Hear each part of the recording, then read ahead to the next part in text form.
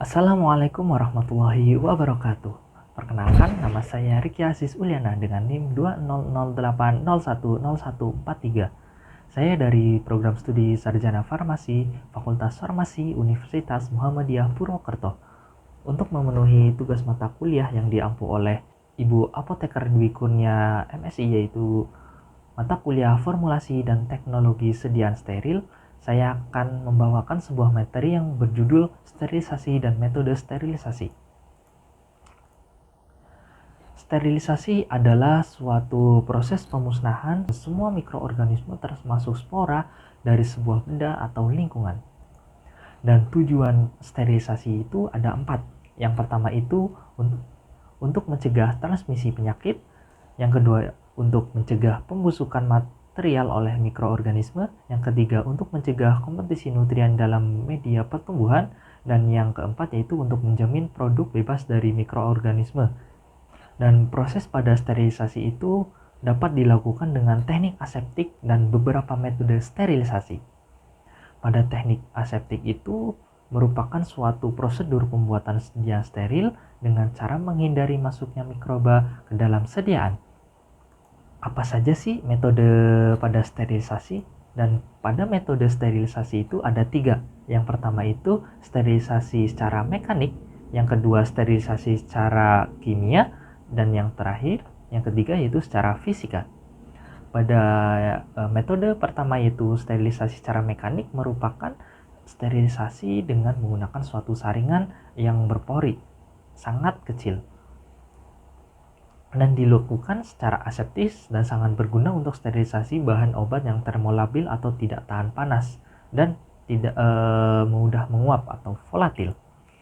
Pada metode secara mekanik itu ada 2 prinsip. Yang pertama itu filter Ayakan dan filter absorpsi. Filter Ayakan itu yang digunakan dengan diameter pori 0,22 sampai 0,4 nanometer dan filter absorpsi dapat membebaskan virus dan pirogen. Yang kedua yaitu sterilisasi secara kimia. Yang sering digunakan itu senyawa kimia berupa gas formaldehida dan etilen oksida.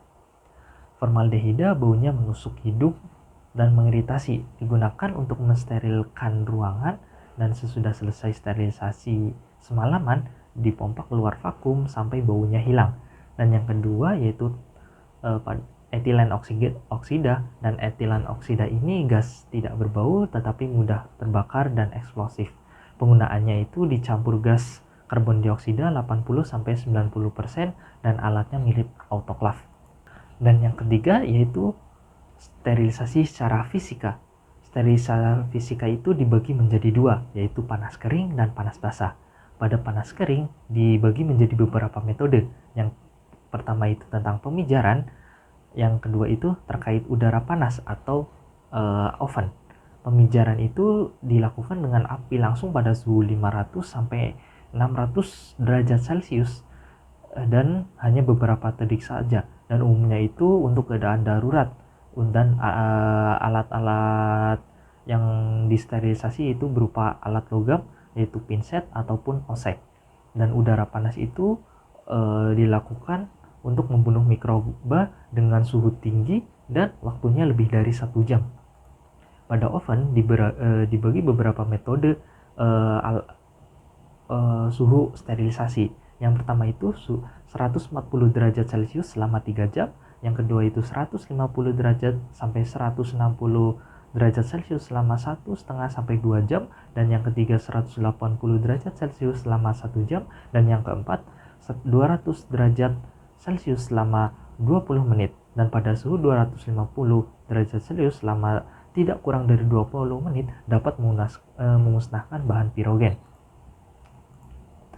Dan yang kedua yaitu sterilisasi berdasarkan panas basah. Dan panas basah ini merupakan sterilisasi yang sangat efektif dan paling sederhana, non-toksik dan mudah dikontrol hanya dengan cara mendidihkan. Dan pada panas basah ini dibagi menjadi beberapa jenis. Yang pertama itu uap air mengalir dan yang kedua uap air bertekanan tinggi.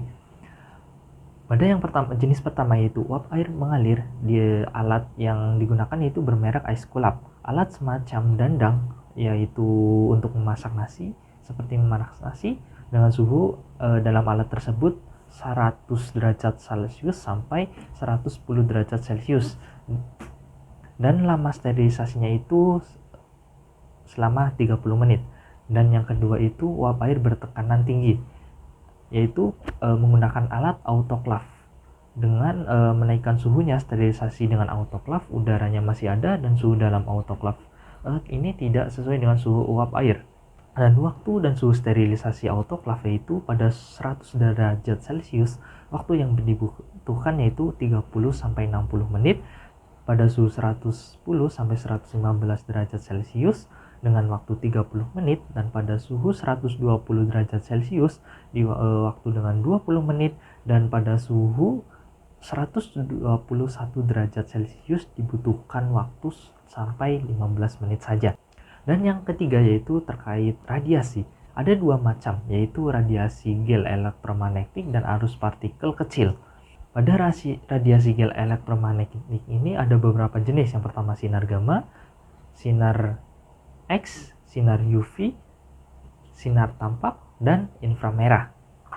Pada sterilisasi alat gelas yang terbuat dari kaca itu dicuci, bebas lemak, kotoran, kemudian dikeringkan dan disterilkan dengan cara kering oven selama 1 jam, kemudian dibungkus dengan kertas pembungkus terutama bagian terbuka, kemudian seperti alatnya itu yaitu tabung reaksi, Erlenmeyer, gelas piala, dan corong gelas. Pada tutup karet itu dicuci, kemudian masukkan ke dalam kantong plastik dalam keadaan basah, kemudian disterilkan.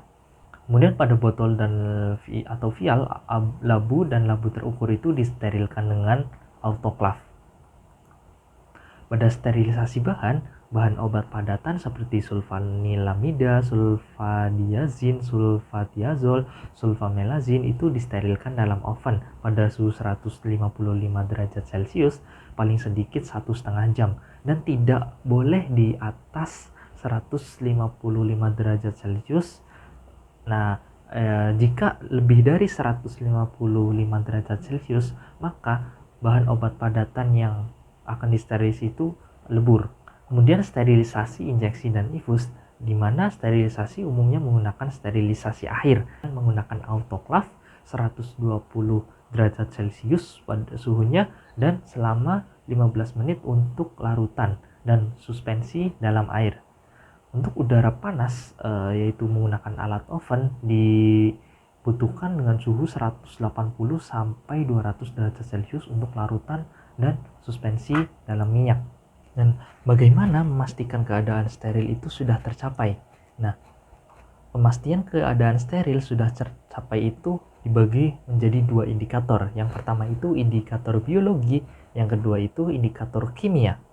Pada indikator biologi itu sediaan berisi mikroorganisme spesifik dalam bentuk spora berupa strip dikemas dalam vial bersama ampul berisi media pertumbuhan spora. Dan setelah proses sterilisasi, ampul dihancurkan, sehingga jika belum steril maka spora akan tumbuh pada media tersebut, dan jika spora terbunuh maka mikroorganisme yang lain juga ikut terbunuh dan bisa disebut dengan steril. Kemudian yang kedua itu terkait indikator kimia, di mana indikator ini ditandai dengan sterilisasi objek dengan adanya perubahan warna. Indikator ini dalam bentuk strip, tab, kartu, dan vial. Terbagi menjadi beberapa indikator eksternal, yaitu bentuk pita di luar kemasan, dan internal pemakainya diletakkan dalam setiap kemasan. Sekian materi yang dapat saya sampaikan, kurang lebihnya mohon maaf. Billahi fi sabilil haq fastabiqul khairat. Wassalamualaikum warahmatullahi wabarakatuh.